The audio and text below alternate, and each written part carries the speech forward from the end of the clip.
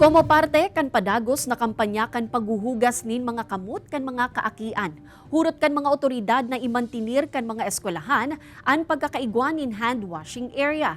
Huli ka ini aprobado na kan Prime Water asin Camarines Norte Water District ang kahagadang diskwento sa water bill kan mga pampublikong eskwelahan sa probinsya.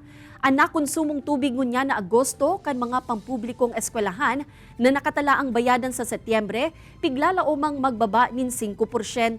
Ang nasambitan ng lakdang, enot ng pighagad kan sangguniang panlalawigan sa paagi kan Committee on Education. Sa ibong kaini, dai kabale ang banwaan kan labo sa makikinabang kan diskwento, hulit igwa na subuot nin 20% na diskwento ang gabus na konsumidor sa lugar basado sa ordinansang inaprubahan kan sangguniang bayan.